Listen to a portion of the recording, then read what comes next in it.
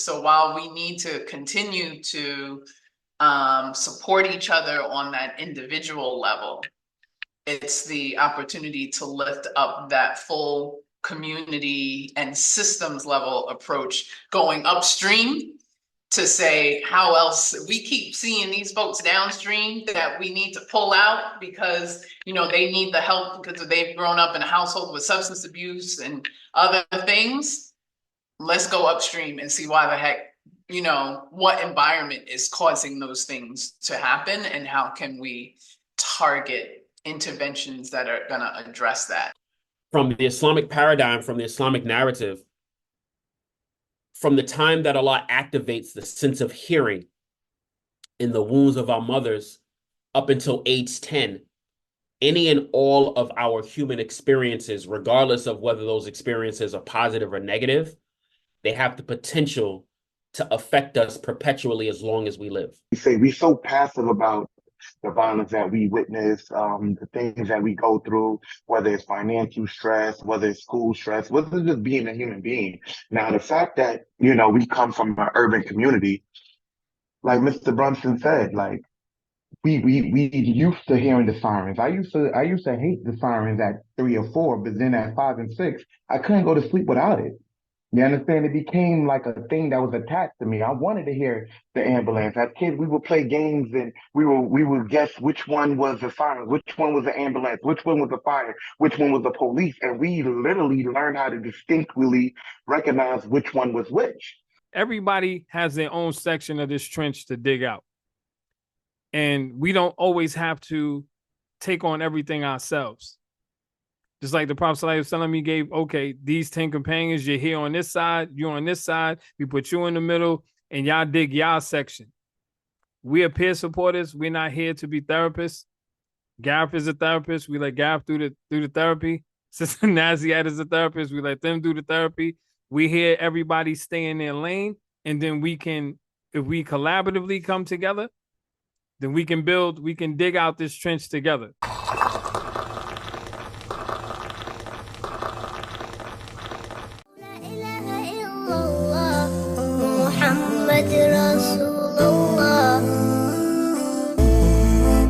My soul is shining from the light in my heart as I praise my Lord right from the start. Tears of joy overflowing from my eyes. All the pain in the past was a blessing in disguise. In the middle of the night, I will supplicate to you. As darkness fills the room, the prayers make me feel brand new. Tranquility, the break of dawn comes too soon. Belief in your mercy makes me feel I'll never lose. أشرقت نفسي بنور من فؤادي حينما رددت يا رب العباد. Assalamu alaikum wa rahmatullah. Peace and blessings, everyone. My name is Hazik Rashawn Bronson, here with Muslim Peer Services. And today, I'm going to let Miss Nabi Martinez over there. But before we get started, I just have to say one personal thing, and usually I don't. I just want to thank personally my wife.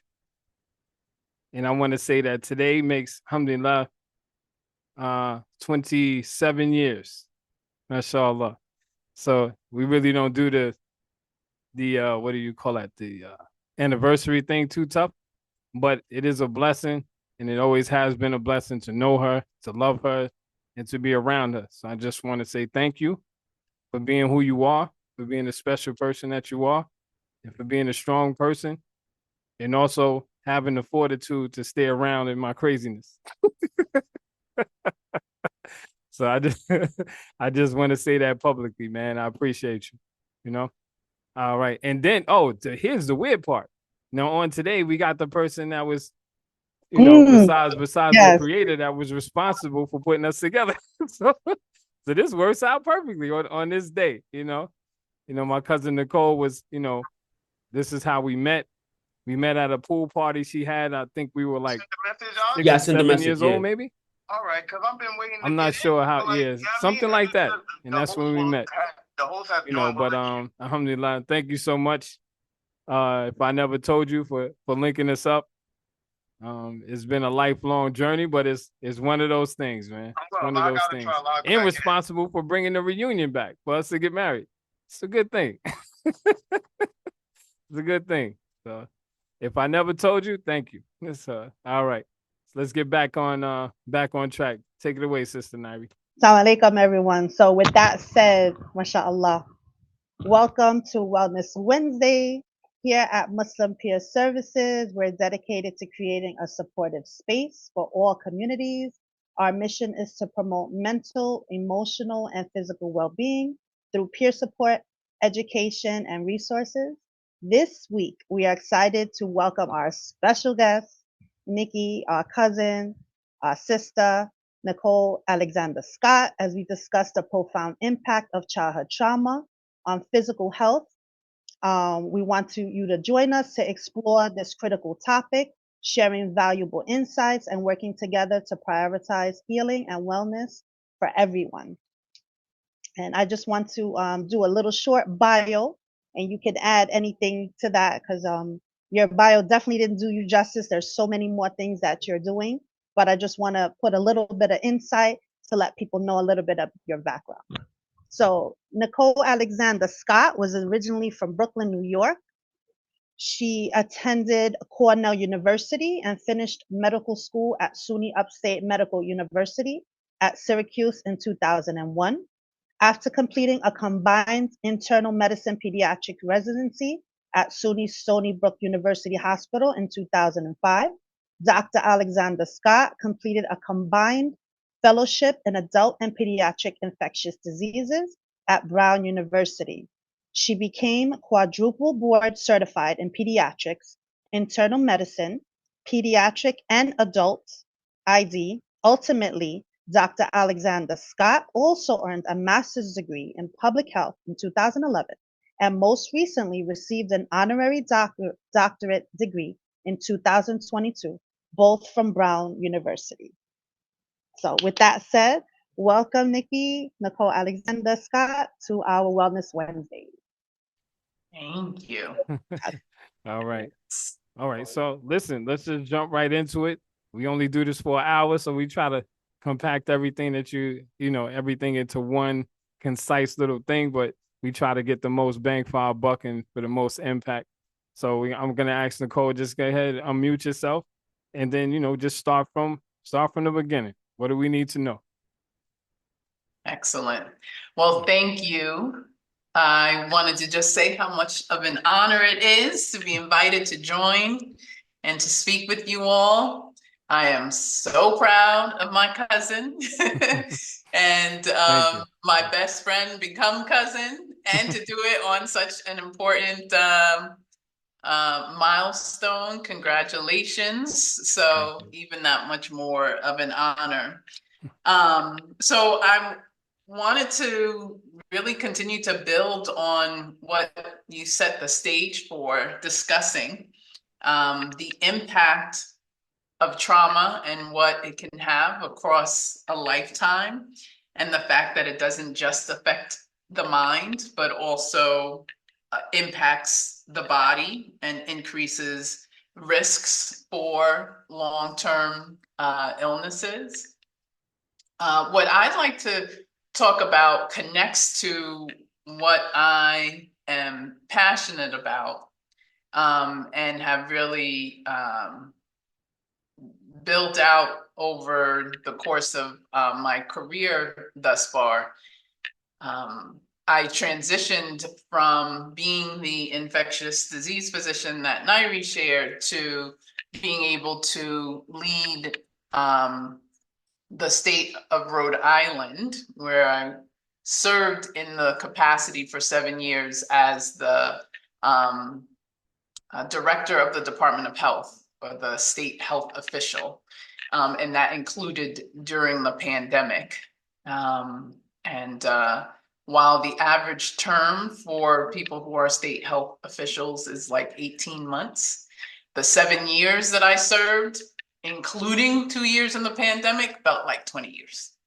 And a big part of that allowed me in the journey from infectious disease to public health to be able to take what we talk about for individuals and what happens at an individual level to recognize that it also occurs at a community level.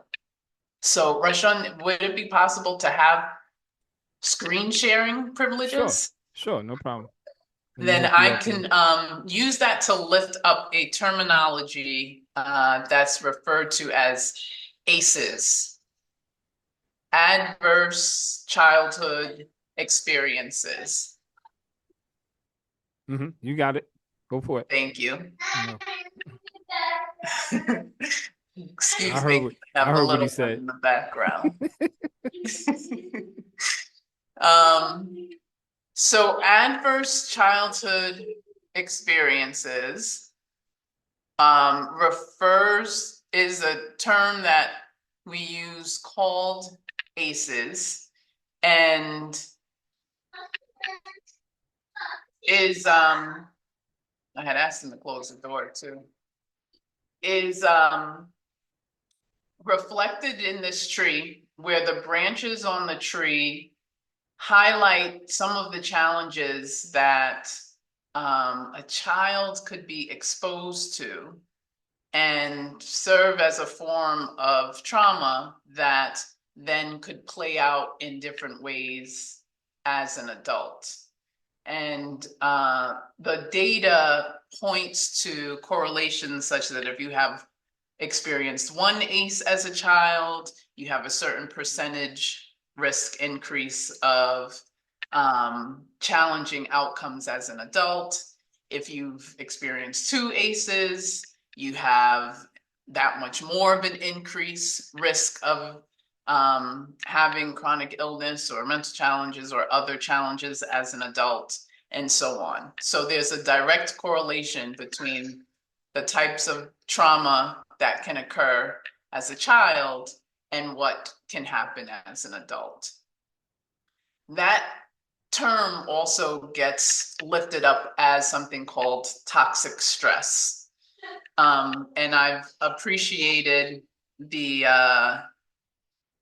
previous California Surgeon General who did a TED Talk and described in plain language what happens with the buildup of toxic stress. Usually we have, as humans, a normal reaction if there is a bear that you suddenly come across at your front door. Your body's adrenaline kicks in, and that stress hormone has the normal reaction that occurs to cause you to want to run, fight, or flight. Most people are going to want to run rather than try to fight a bear. And that's a normal reaction, you know, the stress hormone activities that start to occur, your heart's beating faster, your eyes are dilated, your blood is pumping, other changes start to happen. When it occurs in doses, that's a normal, acceptable reaction. What the challenge can become is when, as she described in the TED Talk, what happens when that bear comes home. Let me excuse myself. I'll be right back. Excuse me. No problem. Do your thing. And just to piggyback on what she was saying, that's exactly what we're talking about when we're speaking about those types of traumas. Like you said, when she was saying how when the bear comes home, if the bear's home all the time, your stress levels, when does it have time to dissipate and go down? I'm sure she'll get more into that, but those are things that we don't even think about. And I know for certain, just for me being an avid fan of Animal Planet, I know we have this same idea when you talk about. I used to watch a lot of crocodile programs and things about crocs and sharks, and we're so cognizant of lactic acid buildup in these animals. They say, okay, we have to get them out of stress because these things lactic acid could build up and then it'll stress out the animal and they could possibly die. We're not even concerned or even think about the type of stress and what stress does to us in that manner. If we're under that type of stress and all, these types of buildups that happen to us as individuals, we don't even think about that and how harmful it is for a person to come home and be afraid all the time, because dad came home and dad is abusive, or mom is there and she's abusive, or you may have a sibling who's abusive, someone who may be attacking them or whatever, and you put them around family members, that are known to be abusive or that your child is scared of. I had to get out of that idea of even, forcing my kids to hug people. Like, we meet relatives like, oh, go ahead and, hug cousin such and such and aunt such and such. And, not knowing that there may be some underlying trauma going on there with it. It's a reason why they don't, get into. All right, we'll give it back to Nicole. Go ahead. Sorry about that. Thank you. Yeah.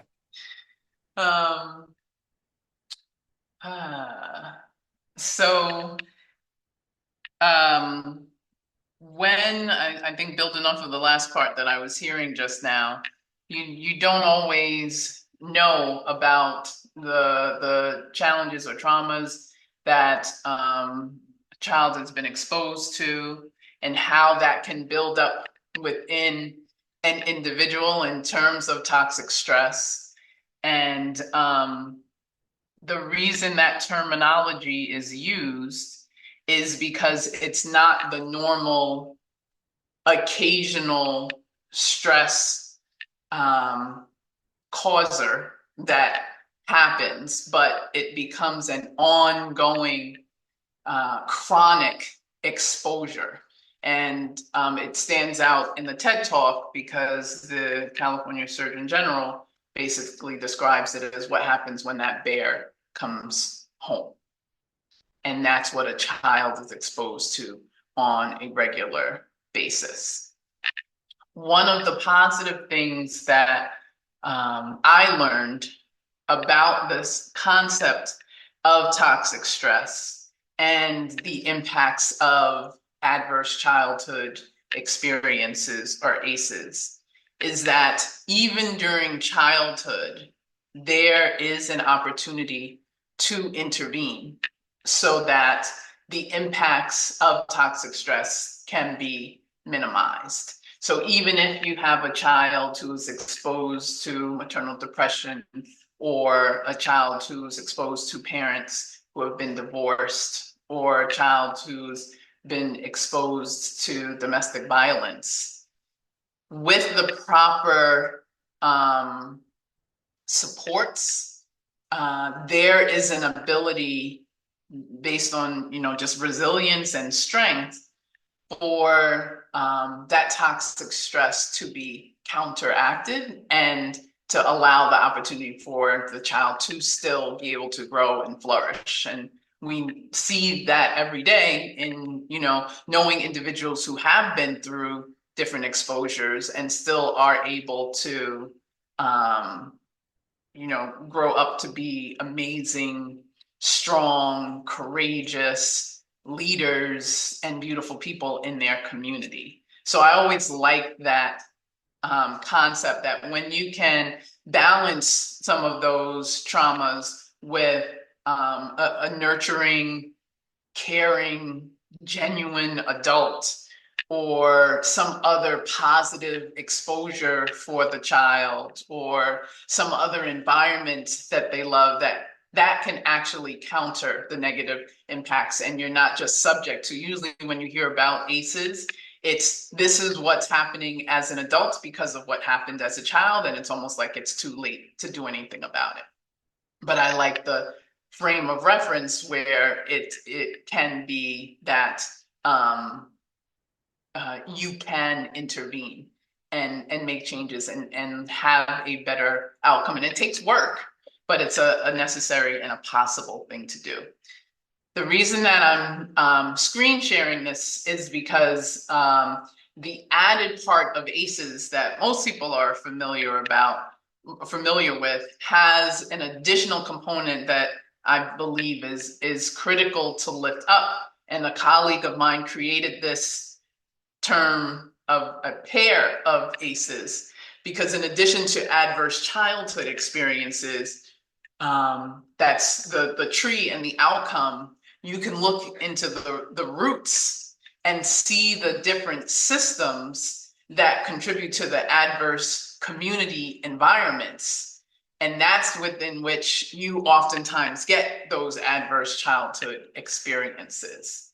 So being able to note that racism, discrimination, poverty, disruption in the community, poor housing quality, violence, lack of opportunity or economic mobility are at the roots of what happens on the outcomes. It helps focus an additional level of, it helps place an additional level of focus on those systems that are set up, and we want to upset the setup, that are set up to lead to some of those outcomes. And it helps us also redirect that focus on addressing those systems that are contributing to the adverse community environments and laying fruit to those adverse childhood experiences. So a part of my career that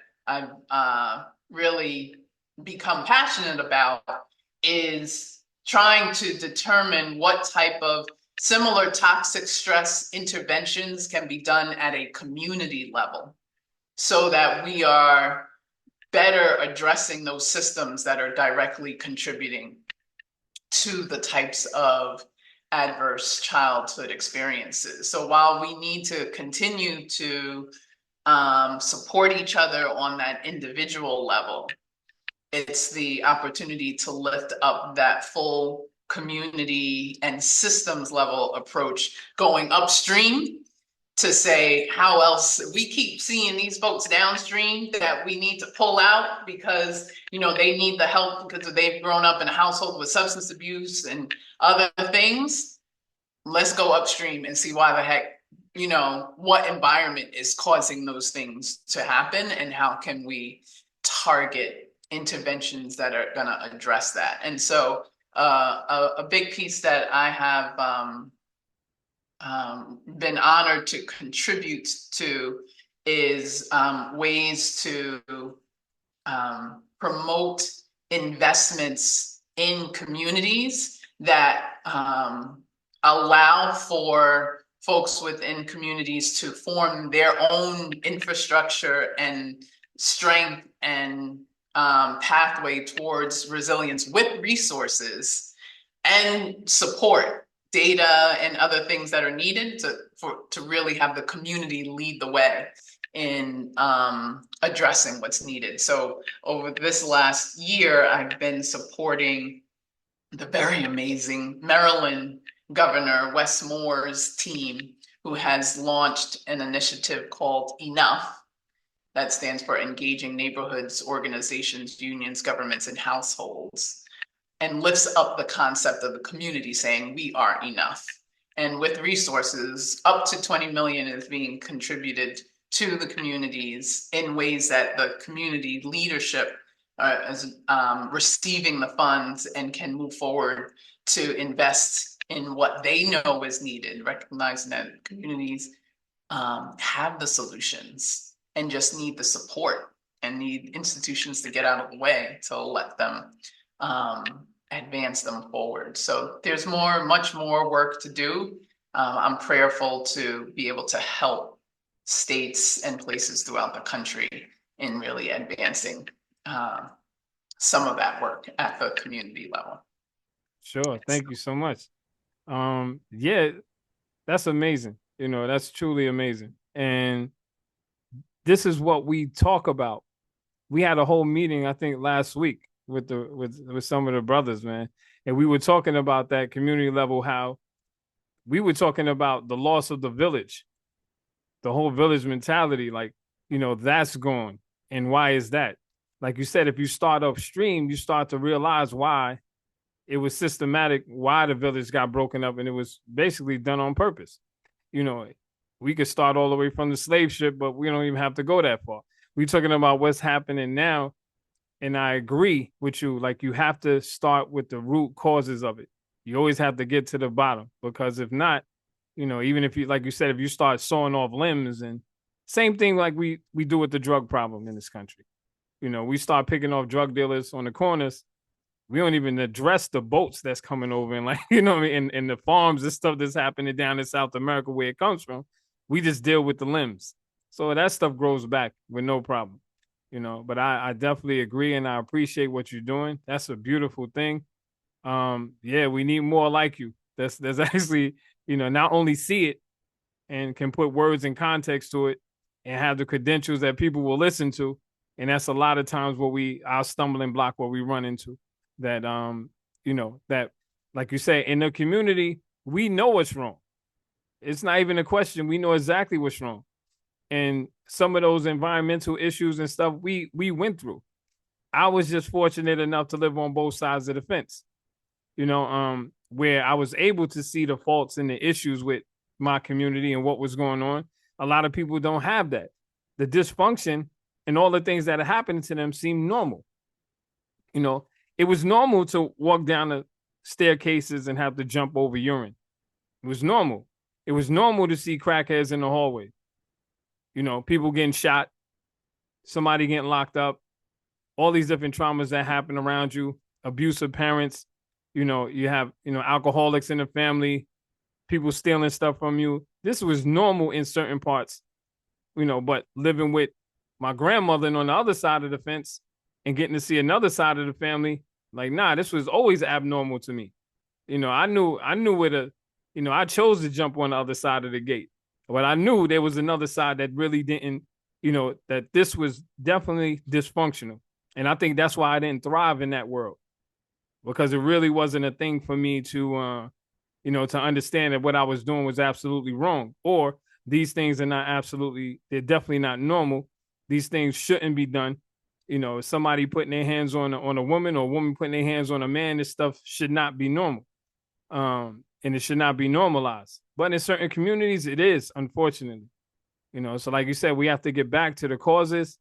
You know, those monies and funds, I hope, you know, I pray that those funds are used well and for what they're supposed to be used for. And I think these are some of the things that, you know, we have to, as a community, what we're trying to do up here as well, trying to connect with those like yourself in our communities that will help us realize these dreams. This is exactly what we're trying to do with our organization. Get down to the grassroots. We start with the kids and work our way up, you know, as opposed, not saying that the adults are the lost causes, but the reality is the children of the future. If we can't raise some type of decent adults, you know, we're lost, you know, you know what I mean? We have to start very early and start from, like our brother Gareth says, you know, he always gives this stat about how, and I'll let him say it, about the kids, like how in certain trimesters, if you start trauma even from there, you know, it stays with you almost for the rest of your life, and some of it is almost impossible to get rid of. But he says it a lot better than me. So you let brother Gareth go ahead. Assalamu alaikum wa rahmatullah. Good evening, everyone. What I was speaking about, what I dubbed it as social inheritance, is directly predicated on everything that our colleague Nicole Alexander Scott mentioned about ACEs, adverse childhood experiences. From the Islamic paradigm, from the Islamic narrative, from the time that Allah activates the sense of hearing in the wombs of our mothers up until age 10, any and all of our human experiences, regardless of whether those experiences are positive or negative, they have the potential to affect us perpetually as long as we live. And a lot of things that happen, that occur in our lives, is actually subconscious. Even like the foods that we might like to eat, or the colors that we might like to wear, or the way that we stand, the way that we walk. All of these things are absorbed, imported influences. A lot of times we don't even know why we do things, right? And like a lot of times we all try to pull the I'm an individual card. We're not as individualistic as we think or would like to believe. And I swear by Allah, I was literally thinking about this last week. I didn't get a chance to tell Blake about this, and it was a thought that came to my mind. We was chopping it up about some real stuff. I didn't get the chance to chop it up with Blake about this, but if you notice, all of these people who say, oh, I'm an individual this, I'm an individual that, look at the type of trends and the amount of trends that they follow. Just one example, tattoos. All these people talk about, oh, I'm an individual this, I'm an individual that. As soon as their favorite rapper gets a type of tattoo, they go get a tattoo. Or as soon as their favorite celebrity gets a tattoo, they gonna get a tattoo. Or if they buy this, they gonna buy this. If they buy that, they gonna buy that. That's not individualism. That's fellowship. You're a follower. All of us are followers to a certain extent. We have to recognize and accept that. In this dunya, in this mundane, two things are absolute. We're either going to influence people or people are going to influence us. We as individuals have to make the choice how balanced that's going to be or how imbalanced that's going to be. We have al-mashi'ah. We have free will. Allah has given us al-mashi'ah, free will, to decide whether we're going to choose to be more of an influencer or whether we're going to choose to be more influenced. But it always happens. We're always influencing others, and in turn, others are always influencing us. And that influence starts in the wombs of our mothers when our sense of hearing is activated. Because remember, when you're able to hear outside, external of the womb, if you can hear your mother screaming, or your biological father screaming, or the next dude in the crib, or whatever scenario, gunshots. Let's say, for example, someone's pregnant and they in a hotbed war zone. If they pregnant, child's going to hear that. They're going to experience that. Their hormones and their nervous system is going to adapt based to those traumatic scenarios. You have women who get raped while they're pregnant. You think that's not going to affect the child? If a woman is shooting up and getting high while they're pregnant and that affects the child, what makes you think that getting sexually abused while you're pregnant is not going to affect the child? If a woman is getting verbally, psycho-emotionally, financially, physically abused while they're pregnant, what makes us think that that's not going to affect the child? In the womb and out the womb, right? Because just like when Muhammad Peace said that one of the 4 things that are written for a person is their temperament, whether they're going to be a pleasant person or a miserable person. You literally have people who exit the womb wanting to kill everything in sight, that mentality. Some people are literally born that way. They're born with that killer instinct activated. They want to just catch wreck. You got some people who come out the womb suicidal. You have people who come out the womb angry, who come out the womb afraid, who come out the womb happy, who come out the womb wanting to explore the world, who come out the womb who want to go back into the womb. All of these types of things is a result of that foundational rudiment trauma, which again, our colleague, Nicole Alexander Scott, detailed it very profoundly. It falls under what's categorized as ACEs, adverse childhood experiences. So it's all of that. And we have to constantly be cognizant of that. We have to constantly recognize and accept those as realities. So when we do our work, we have to understand, okay, this person is coming from a space. This person is coming from a place. And that's why it's so important for us to foster and facilitate a non-judgmental space for people. Now, obviously, we hear things we gonna want to bust somebody upside the forehead to the white meat. We can't do that. We're not in that space, you know? And it's difficult, it's hard. So all of us have had those scenarios where we literally wanted to choke someone to death because of what they've disclosed, or we want to choke someone else to death because of what they've done to our client, or those type of scenarios, right? But we have to try to stay the course, and we gotta hold the line. And we have to remember we're human also, right? And like, for example, like in my field in chaplaincy, there's always this unwritten rule: even a chaplain needs a chaplain. That's true. Because I myself, I've worked on cases. I'm talking about people that I know personally. I've worked on their federal cases, their prison cases, and the things that they've disclosed to me. I wanted to actually kill my own clients because of what they disclosed to me, quite literally. And I knew I couldn't do that because, number one, I had to operate as being a Muslim first. And then number two, I had to operate in a professional sphere. But those type of scenarios, and that's why it's so important for us to lean on each other, to depend on each other, to rely upon each other for our own healing, because we need to heal too. Because it's not just the people that we serve that need to heal. We need to heal too. Because hearing the narratives, the ahadith, the narratives of other people, that's a fitna, that's a trauma. Because we're absorbing that.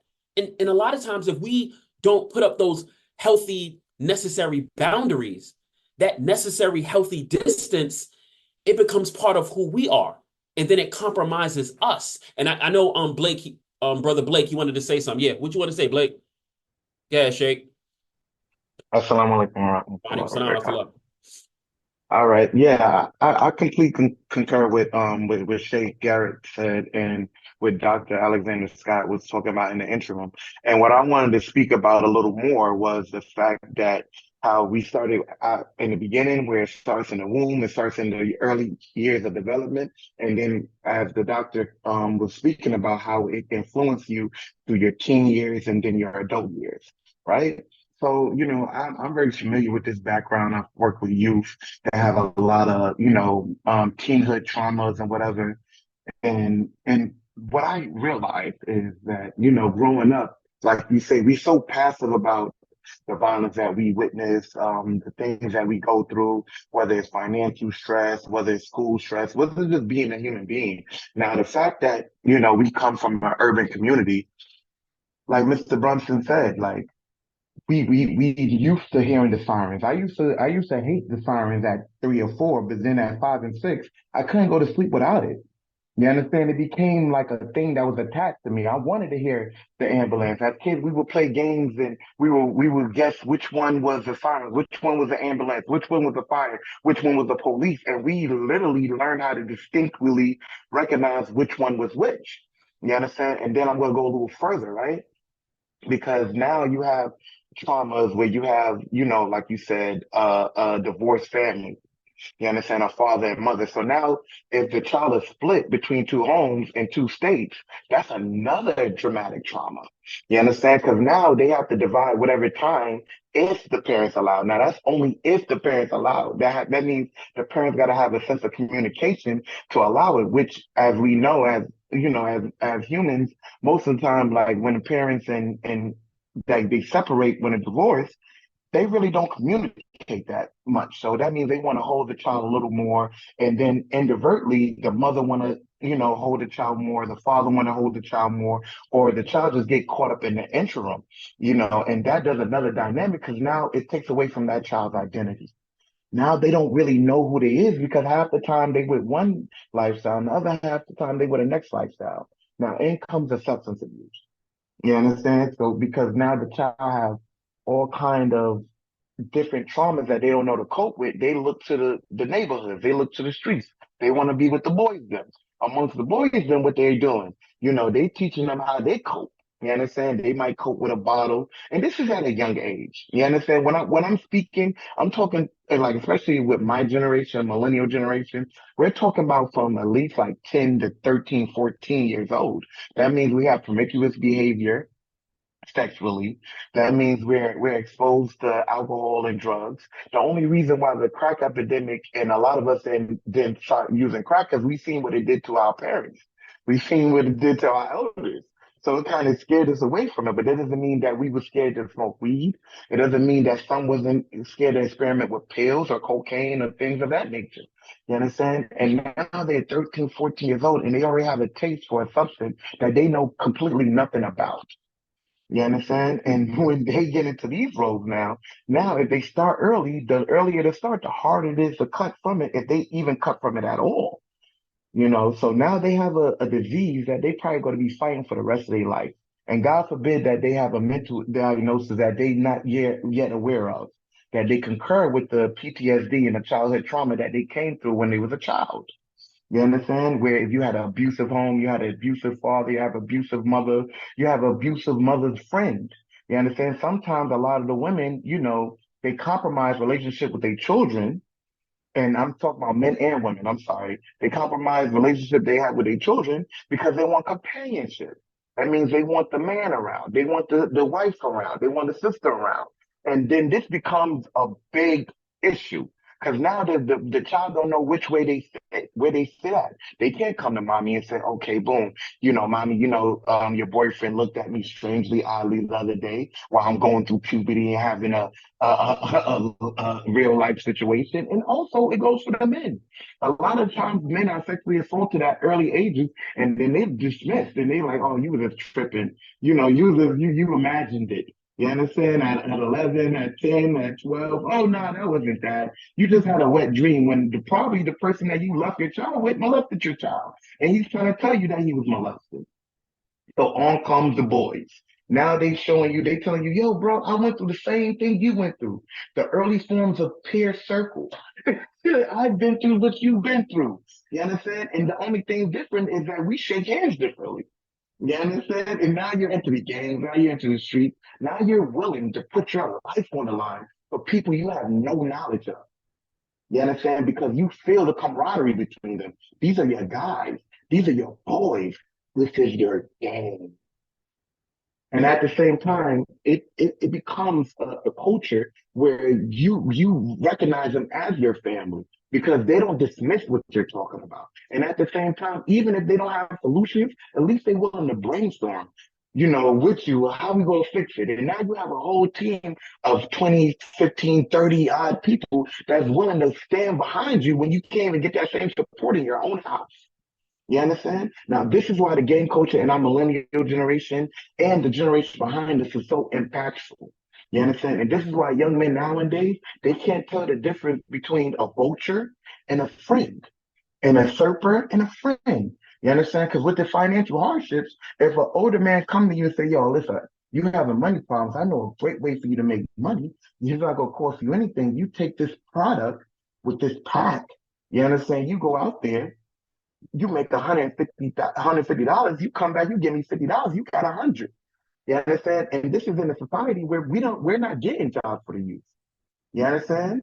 So I can go on and on about the dynamics of what goes into these type of things, but I just want to finish and say that, by the grace of Allah, by the will of God, if they actually do come out of that, these are the same men that we need to pick and put back in the neighborhoods.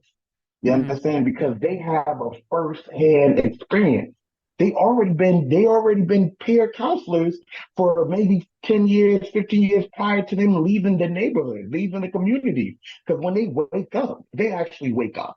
They realize it was all illusion. Oh, wow, I did 5 years, I did 10 years, I did 20 years, and it didn't do me any good because when I went in, the voice was gone. You understand? So we should actually, and this is why, me, Shay Garrett, Brother Bronson, and his wife, we're in the community starting these peer groups and these peer conversations with these men and women because it needs to be had. A lot of people want to have them. They just don't know how to have it. So we just have to teach each other how to communicate better. And that's all I got to say about that. Oh, thank you so much, brother. Very good work. Very good work. So I know I could tell the clock is ticking for our guests over there. So we're gonna give you your last word, and then we'll come back. So, but before you leave, I just want to thank you, appreciate you, love you, you know, and we get to see the young fella. So now it's even a more special day for all of us. But go ahead. You want I to say got hi? you. Where is he? He's too shy now. Yeah, so thank you for the work that you're doing, because every contribution matters, both at the individual level of being able to support folks and provide that counter to what they may have experienced as a child. And then a collective of that helps with doing the same at the community level and really helping to change the systems. So I appreciate being given the opportunity to join. I love my family. Yeah, be blessed. All right, Talk cuz. again soon. All right, give my love to the family. All right. Take care, love. Take care. All right. Yeah, definitely. It's what Brother Blake was talking about. A lot of those situations have touched us. You know, you was talking, I'm like, yo, you know how you roll your head up like, yeah, I've been through that. Yeah, I've seen that. All of these different traumas, man, that we go through as individuals. And we have to remember, I think when we were talking in that same meeting, I had mentioned about the story of the trench, you know, in the Quran about the trench, and how we see everyone who spoke here spoke about a different level of trauma on different levels. Spoke about the teenagers, the babies, you know, Dr. Nicole, she spoke about the the root of it, trying to get it, you know, the systemic problems. How do we tackle that? And we have to remember, like it says in Quran about, or in the Hadith about the Battle of the Trench, was that everybody was given, you know, all the Sahabas was given a section of that trench to dig out. You know, everybody was given a section. So it wasn't, and when they came to a rock that was too big to move, they called the Prophet ﷺ, and he was able to smack the rock and crack it in half. Everybody can read the story on their own. We have to go through it in detail. But the reason why I mention it, the same reason why I mentioned it in the meeting, is because everybody has their own section of this trench to dig out. And we don't always have to take on everything ourselves. Just like the Prophet ﷺ, he gave, okay, these 10 companions, you're here on this side, you're on this side, we put you in the middle, and y'all dig y'all section. We are peer supporters. We're not here to be therapists. Gareth is a therapist. We let Gareth do the therapy. Sister Naziat is a therapist. We let them do the therapy. We hear everybody stay in their lane, and then we can, if we collaboratively come together, then we can dig out this trench together. We can sort of build this community together. We need the politicians on some kind of level, even though I deplore politicians, but we need them on some kind of level. We need the doctors on a level. We need the peer supporters. We need the therapists. We need the psychologists. We need just people who are just willing to come and show up. We need volunteers. We need everyone to get involved to try to tackle this thing and build this community back to where we think it should be. And not even should be, is what Allah subhanahu wa ta'ala commands it to be. How we should treat each other. You know, how we should go about our lives. If everybody just followed the command, the brother Sheikh Gareth always reminds us every time. It's like, you know, our command of Allah subhanahu wa ta'ala was to save yourself and then your family. So just imagine, if I save myself and then you save yourself, you tackle your family, then I tackle my family, and we all living on some type of righteous move. Everybody has their own lane, but we live in righteously. When we come together as a community, what's going to happen? It's going to be a righteous community, because now we're dealing with each other on that level. If I'm a snake, my neighbor's a snake, dude up the block is a snake, I can't trust you, you can't trust me. What kind of community would that be? We talk about this person is a predator. We allow this dude to fester in the community. What is going to happen? We allow this, you know, these things to happen in our community where we don't take advantage of certain things. Like I remember my uncle telling me years ago, he used to be like, man, the reason why he moved out of Brooklyn, he was like, the city was selling buildings for $1. The community didn't want to move to buy these buildings. So we could have bought up a whole block and fixed it and had a community. Brothers didn't want to move for whatever reason. You know, And it wasn't because they didn't have the know-how. It wasn't because of certain things. It was just because now it's like, okay, well, I'm out of this situation. Brothers coming home from prison, they go and they retreat to their corners. I know this personally. I didn't get involved in a community coming home. I went and got low. I stuck with my family and I freak everybody else. I'm over here. You understand what I'm saying? And it's just like, that's the individualistic thing that we have to sort of get over, you know. And I got prodded into these situations by some of these people who show up to our Zooms. We're just like, yo, can we do this? Should we be doing this? Now we outside and people are so proud. They talk about they're proud of me and how we're doing certain things and how we out in the community. Yeah, it was not my idea. You know, it had to be brought to me. And we have to expose our children to these ideas. We have to expose our communities to these ideas to get out and become communal. They're just not going to just wake up one day and be like, you know what? Let's start this community. Let's make this a real community. They're not going to do it unless we show them how to and give them a way, some kind of way in order to start. So we can't take on everything ourselves, but we can do our part, whatever we can do. And, you know, myself included, I think big. I try to, you know, I dream big. But the reality of it is, I know I have to chip away at this rock, you know. But just like the people in the trench, when they needed help to move the biggest rock, they called the leader. And the leader came in, chopped it up. And I think that's what we have to produce. We have to produce one of those leaders, get behind them, and like, you know what? Listen, man, I got this. They got the therapy. They got this. These people have the jobs. These people have this. And then we have to tackle this thing as a unit, you know? And I think that's one of the things when we formulate this treatment plan for our community, it has to be a thing where when we bring people in, we have like almost like, you know, dating myself, but remember the phone book?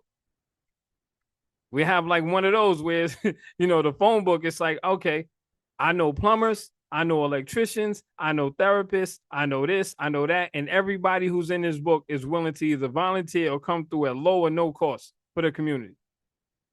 This is what we have to build out.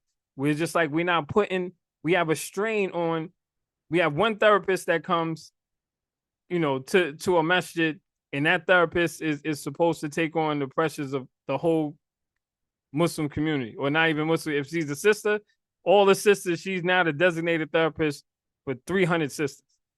You know what I mean? Like, let's be realistic. If we got 300 therapists that's willing to give an hour a week, it's a big difference. I can see, okay, I can donate an hour to see 2 patients, no problem. But if you want me to take on the problems of the whole community, it's not going to happen. We just have to be real about it. But whatever our situation is, whatever we can do, we should be able to do that. You know, we should try to do that and put our best foot forward and do those things. Sister Nairi, want to say something? I know. Yeah, I actually wanted to come with a different perspective. I know I'm always the one behind the scenes, right? But this topic really resonated with me because as an educator for over 20 years, one of the things that I noticed is the most important thing is before you can educate a child, you need to build bonds with the child. And I noticed that in my 20 years plus teaching, most of the students that are my best students are the ones that have not so good behavior. And the reason for that is when you finally sit down and you bond and you ask questions, you realize there's a lot of things that are going on in the household that's making them react in these things. So one of the major things as an educator first is to really start building bonds with those students so that you can really try to help. And that word that kept resonating with me that Dr. Nicole kept stating was community. Community starts from the home. However, when they come to school, we're with these children 8 hours a day. And there's stories that you would not believe that they share with you, but they can only share those stories with you if you build those bonds. So this is something that I realized, you know, later on in my teaching years, because my first few years, you know, it was just about education. You just got to educate the children, not realizing building those bonds first is more important. That's how you build community.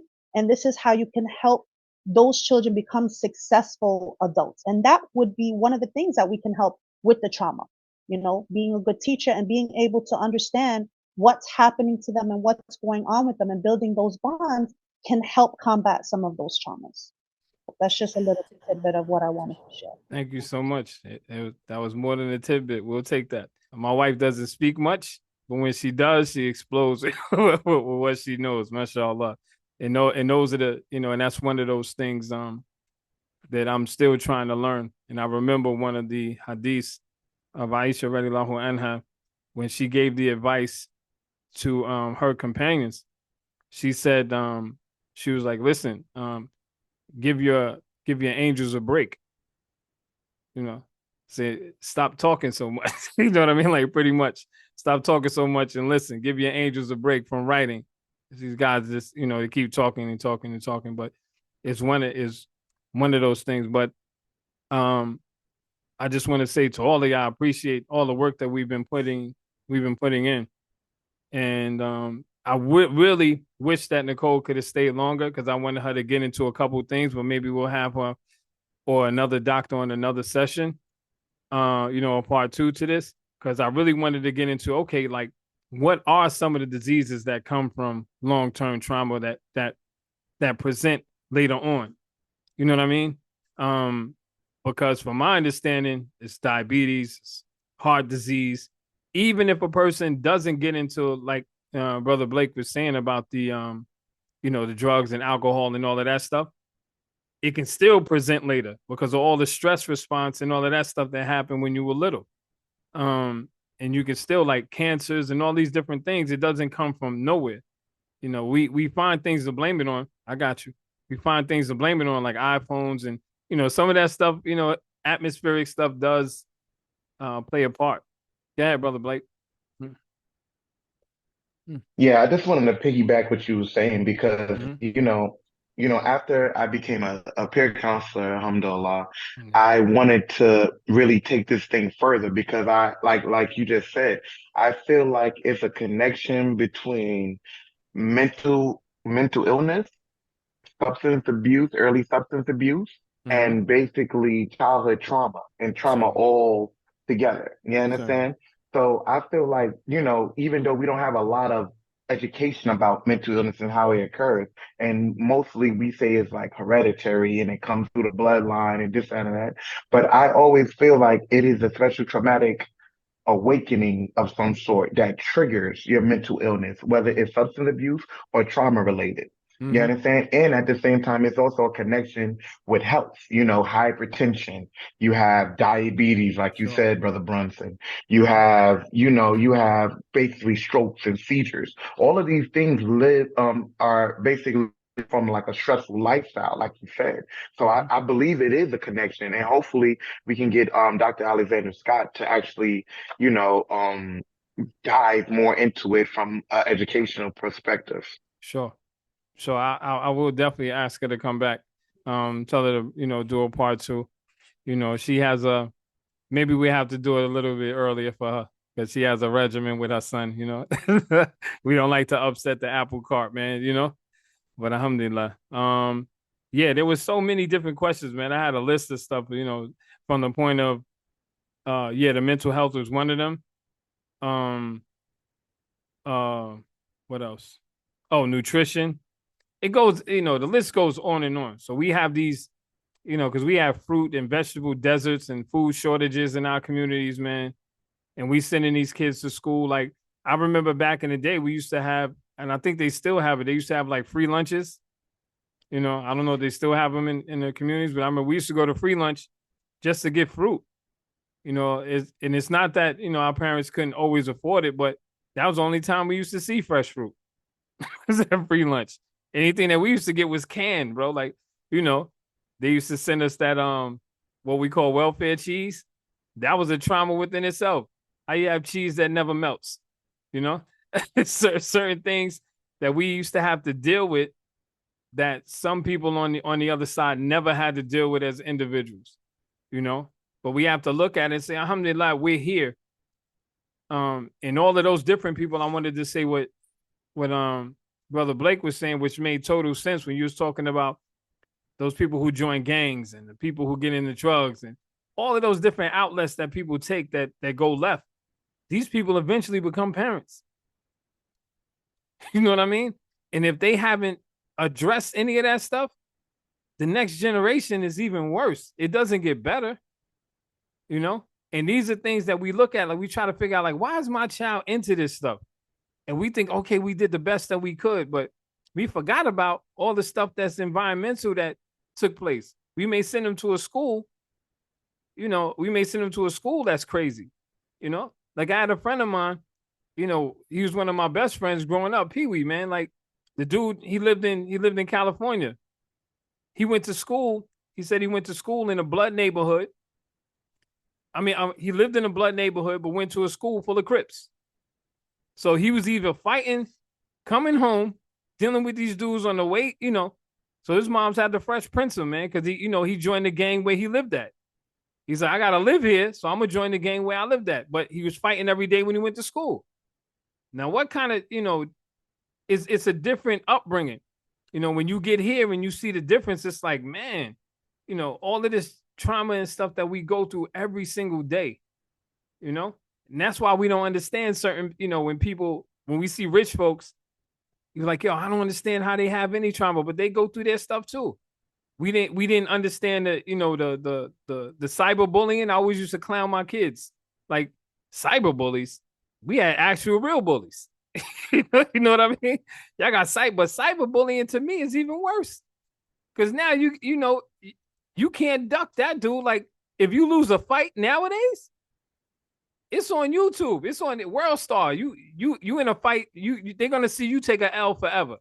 Now I gotta revenge him and kill this dude because he beat me up on camera. You know? We have to be very mindful of all the stuff that we will, but you know, you can't take any of this stuff lightly. You know, we think this generation is soft, and I still say that to a degree. You know what I mean? But the reality of it is they go through different types of trauma than we went through. Gareth, you have any last words? Anything to say? I'd like to end off with what Allah says. Mm-hmm. Allah says, وَتَعَاوَنُوا عَلَى الْبِرِّ وَالتَّقْوَى وَلَا تَعَاوَنُوا عَلَى الْإِثْمِ وَالْعُدْوَانِ. Allah says, and collaborate as per positivity and piety, but do not collaborate as per sin and enmity. And we always ask that Allah make us of those who are the former of that verse and not the latter. We always ask Allah to make us of those who collaborate as per positivity and piety. And we ask Allah to protect us from being those who collaborate based upon sin and enmity. We ask that Allah put barakah, put blessing in our amal, in our work. We ask that Allah make us of those who believe and do good. Not just those who do good, not just those who believe, but both. May Allah make us both. May Allah make us of those who believe and do good. And may Allah make us of those who are, in spite of our imperfections, positive examples for other people.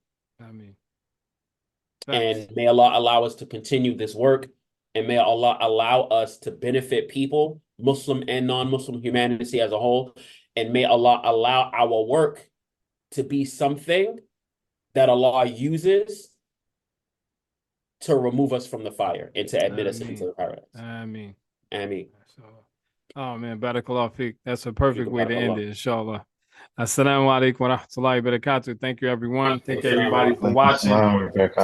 Yeah, and I would say for anybody watching, you know, the live, if you have any questions, write them down in the chat. If you have anything that you would like us to focus on, even if you want to be a guest on the next show, put it in the chat. You know, let's link up and let's do some things. And I would task my people here and whoever's watching, if you know any people who are doing this type of work, let's link up and help each other out. Even if it's just promoting their podcast or promoting what they're doing, or we can link up some things. Even if they shoot a little infomercial, we can put it in between our things to big up, you know, these things. Let's start forming a chain. If you want to fund us with your halal money, yeah, perfect. Let's do that. Alhamdulillah, support your local masjid, inshallah. Please, we need them halal riyal. Whatever location, support your local masjid, inshallah. Yeah, support your local masjid and support your local therapist and peer supporter. How about that one? I mean, you know what I mean? How about that one? You know, Yes, sir. we just trying to do our best out here, man. You know, if anybody wants to join, you want to jump on, even if you have critiques, I'm with it. You know, whatever you have, it's you know, it's about trying to progress and get better. It's not about, you know, we don't care about the accolades and all of that stuff. We don't care about the criticism. We here and we have to make our intentions solely for the sake of Allah. And this is what I we're mean, trying to do. Everyone here volunteers their time. We don't ask for, you know, any funds from anybody. We're trying to make it so that this program that we're trying to run is free for everyone. You know, and inshallah, bi'idhnillah, we're almost there. You know, we're knocking down these dominoes, almost there, inshallah. Make dua that we're able to succeed so we can come into your communities and help out. And we'll be able to offer instead of coming with our hand out. And that's what we're trying to, you know, And if you are a mental health professional, help us. Right. please Help Yeah. help us. us. Help Help others. you. Help us. Help others more. We know Facts. you. We see you. We know that you see us. You see us. Help us. You make It's a like, lot with it's us. like that sound. When you see something, say something. Not just when you see something, say something. When you see something, do something. Right. Right. In facts. And it's just like, yo, you know, as we come, you know, we can do referrals and stuff like that, even if you want to just help yourself, help us help you too. You know, we will help each other where, you know, we always need therapists. People are always asking, you know, where can I get a therapist from? I want a Muslim therapist, especially a Muslim men therapist, you know, Yeah. and it's like they're like unicorns out there, seemingly, but in reality, we see them everywhere. You know, it's just about being, like I said, we're going to put that phone book together. Let's get together. Let's put all the information in a binder or whatever we're going to do digitally. And we make people Even aware we got to of do all of our old school, circumstances. file cabinet, Rolodex, I'm with it. all Yeah, that. Let's with it. Oh, by I'm the with way, it. we have our monthly brothers group meetup at Mesa de Taqwa, 1266 Bedford Avenue. No. Facilitated by our brother Ibrahim Blake. And our brother Third Sheikh Saturday. Garrett Bryan. Yes, our brother Rashawn Bronson and Ibrahim Blake. Mhm. The third Saturday of every month. So with Allah's help, this Saturday, right, Ibrahim? This Saturday, right? Yeah. Yes, This sir. are you guys still doing the online every first Saturday of the Yeah, month? so basically it's twice a month. It's the first and the third, inshallah. The first one is virtual, and you know it's still facilitated at Masjid Al Taqwa, alhamdulillah, but it is virtual, so you don't have to come in. But alhamdulillah, the brothers come in and support regardless. And then on the third, which is like this weekend, is going to be the third. And we also have a youth men group on Friday that is going to be facilitated by myself and Brother Bronson. Is it's the youth program, is that going to be every Friday, inshallah? Or is that No, going to it's be No, specific third days in Friday. the month? So it's gonna be right before It's the the third? men's group. Yeah. Okay. All Yeah. right. Okay. All right. Cool. So the All men's right. group that Saturday, the youth group on Friday. You know, anybody that's willing to come through and help, do so. Okay, cool. You know, So do the youth so. group is going to be the third Friday of every month. Yeah, inshallah. And this is just a stepping stone, but we are trying to, because like we was saying, like Brother Hazik was saying in the beginning, we're trying to merge the youth, young men, and the men in the peer group and have a conversation together. Because like I said, like the boys are going to grow to be men soon. You That understand? The mentorship teenagers is key. Yeah. Yes, that mentorship is key. These kids that we're reaching, they're not too far away from being young men in themselves. So they're like 14, 13, 15, 16. Before you know it, as you know it, and Brother Hazik know it, and even the sister know it, because she worked with these youth, you know, within the next 4 years, they have a whole different personality and they have a whole different reality also. So we're trying to get them in a situation where they learn about conversations before they reach those conversations, inshallah. Yeah, inshallah. That's perfect. And it goes full circle to what the doctor was saying before she left, when she said there are interventions that we can do. And this is one of them. Like we said, we try to catch these kids early before they become, you know, get out there in the world and left to themselves. You know, unfortunately, I don't know where we got this concept of people at 18, we just let them do what they want to do. You know, they're grown now, then let them go. You know, that's not parenting, man. We parents for life. You know, we're brothers for life. And if I'm your brother, then your kids are my kids, and and my kids are yours. And we have to look out for each other in that manner, inshallah. Allah truly knows Inshallah. best. Barakallah feek, everyone. I appreciate you all. Barakallah. Love y'all all for the sake of Allah. I mean, I all love right, you for the assalamu man that you love alaikum me wa for. rahmatullahi wa barakatuh. Waalaikum salam Wa wa rahmatullahi barakatuh. wa barakatuh. Salam. Assalamu alaikum. Thanks for watching our video. Please subscribe, like, and share at Muslim Peer Services. Assalamu alaikum.